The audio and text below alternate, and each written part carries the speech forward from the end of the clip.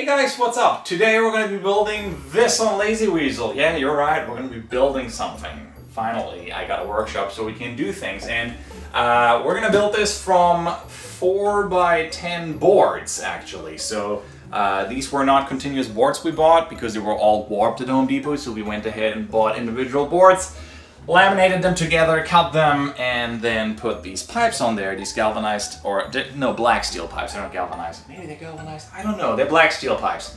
Anyways, let's do that.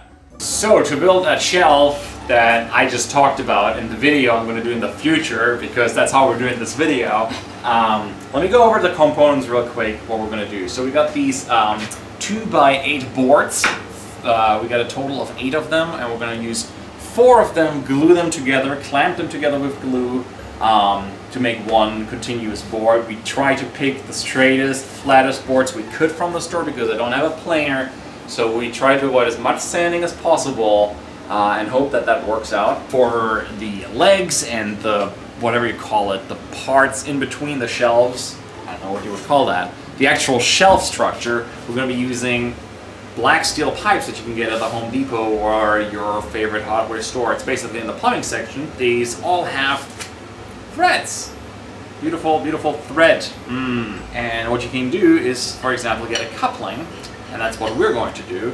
And we're going to be resting the board on the coupling and then make another pipe go through it. One thing we luckily realized in the store is that even though this is a ½ inch diameter, the outer diameter is different. So this is going to go on the bottom shelf. This is a flange. Basically we're going to be drilling this on the bottom part and we'll be screwing the pipe in here. That's Boris. It's Boris. You know what's great about having an air compressor? You can clean taxidermied animals.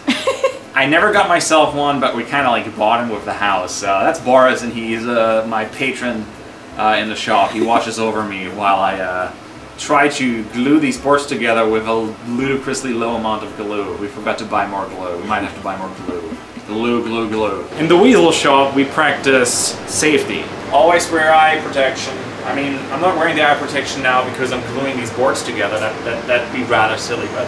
Oh, and this is a air filter to catch any airborne dust. It's basically just a box fan with a 20x20 air filter attached to it. I will make a base at one point for it, but don't look at it too closely. It does the job.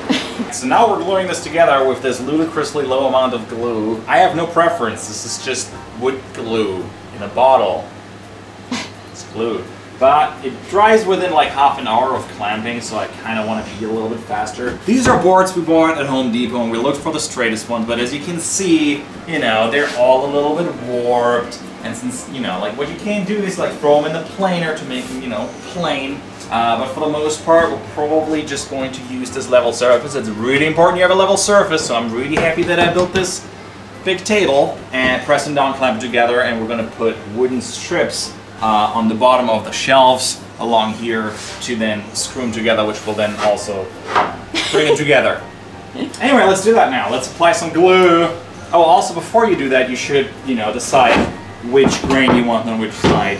It doesn't matter too much for this one because it looks very similar, but sometimes you have a piece of wood where you don't like a knot on it, so, you know, lay it so it's on the other side that you don't have to look at. And nice amounts of glue.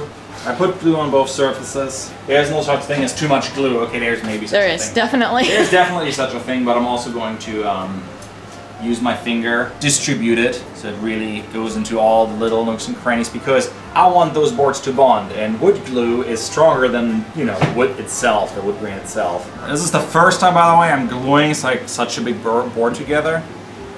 Very first time. And obviously I'm going to have glue squeezing out on the other side of the table, but that's okay. Well, you clamp it and then clean it.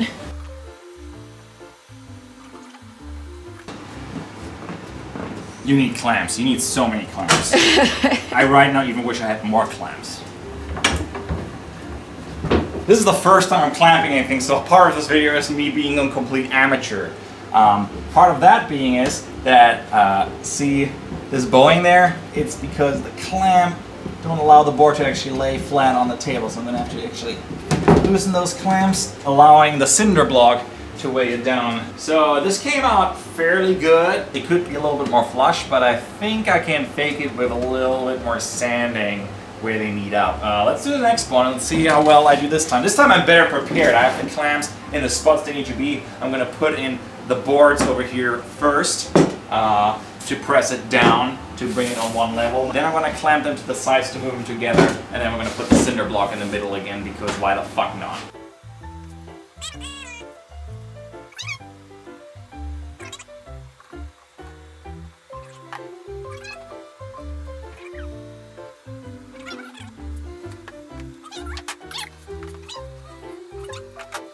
This time I have a plan of what I'm doing, kind of, so...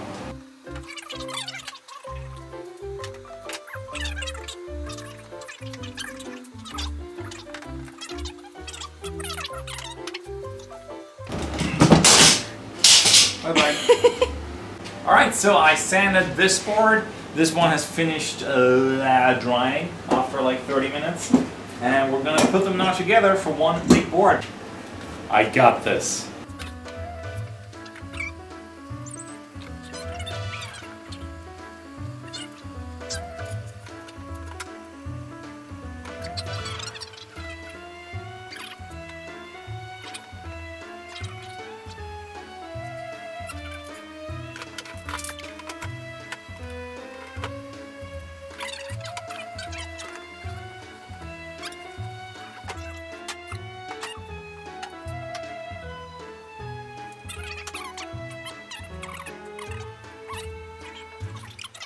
Hi! We're testing to see if we can make a hole the size or the diameter, the outer diameter of the black steel pipe. So I'm using a 2x4 and I'm trying to drill in with my spade bit.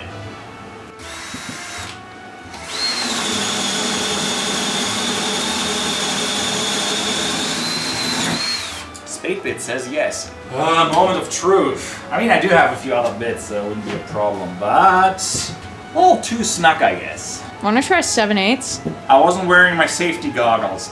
I'm a bad person. Doesn't make you a bad person, just a bad influence.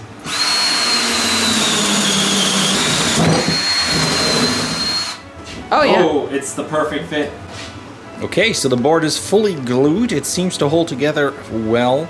And the next step is to half it because we're gonna make 32-inch long boards. I'm gonna be using my skill saw. So I'm wearing earmuffs because that is the loudest tool in my shop.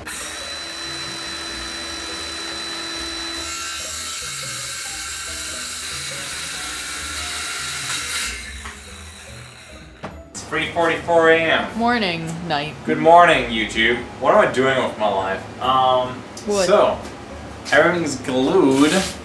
All the boards are glued. I have 2 completely finished boards here. These boards are sanded. They're super nice. They came out great. Given that I didn't have a joiner, I'm actually surprised how well they sometimes came out. They were very well cut, so that definitely helped. I can see the lens like... So what I can recommend, because you're gonna go crazy if you're gonna try to get this stuff here, this, flush sanding, you're gonna spend a long time sanding. You can sand, put some 60 grit sandpaper on there and sand your heart out. Or you get one of these bastards, hand planers. They're your best friend. Check this out. Bam. Plane. Glue gone. The ridge is gone. Wear window over it, and then you can sand it. It's glorious. So take a little bit of they take a little bit to get used to and to be adjusted, but that way you can get the glue off and then you sand over it, saving yourself some time because glue is really annoying to sand. And then when you get really good, you can join a Japanese wood planing competition. Yeah, not with these. Anyway, I'm gonna be sanding this and then tomorrow I'll be staining them. Your head is glowing. Gotta need glasses to explain things. So the boards dried for what I'm gonna say is like 10-12 hours depending on the board. We need 3 boards. Apparently I made 4 boards because I had the extra wood, so I have 1 extra board, which is great. I put the cinder block on these 4x4s to, you know, rectify maybe a little bit of bowing here and there, but for the most part they should be good now. Boards are also centered from 150 to up to 150. I didn't do 220. After I sanded down the edges and the corners and went over the board again with 150 grit, I'm actually now going to drill the holes for the pipes to go through. And how I'm going to do that is I'm going to drill a tiny hole first to guide the spade bit. Alright, now drawing the holes.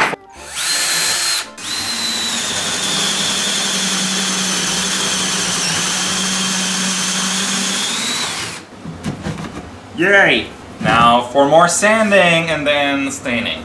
Yay!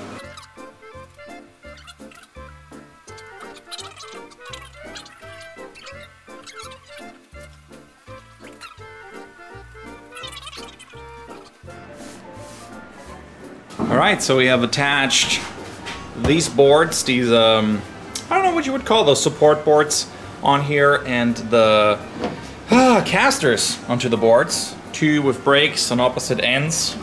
And yeah, we're gonna assemble the shelf now. We're gonna assemble this now after cleaning the pipes off the stickers. Get some acetone if you want to clean them. Stickers off the pipes, not the pipes off the stickers. Well, tomato, tomato. Okay, so we push them through the first board, somewhat assembled, and now we're gonna turn it around and place it on this board. I'm gonna help. All right, so what are we gonna do next?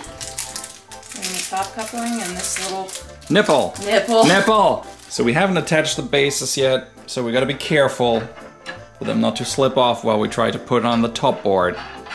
If you do this and have more room, lay them on the side and install them sideways. This is not the smartest thing to do. We have limited space. We have limited space. You should lay it down and install it sideways. Don't do what we do. Okay, so we're putting in the last screws with our trusted impact driver.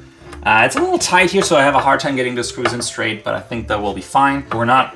Well, these didn't screw all the way down. You ever have a problem where your nipples are too long? It's constantly. All four of my nipples are too long.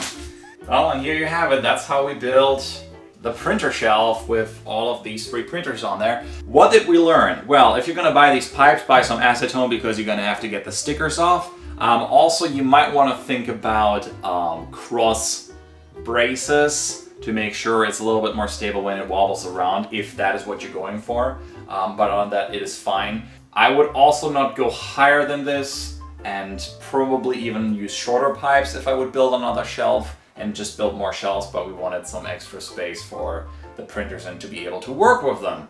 Also, you got to make sure that the nipples are the right length. Just get some extra ones, get some shorter ones, get some longer ones, and return the ones you don't need. Laminating boards without a jointer and a planer is a lot of work, and I ran into some problems. And that's it. If you guys would like to see more videos like these, let me know in the comments. This is the first time I'm trying this on Lazy Weasel, so your feedback is invaluable. Is that the right word? I think so.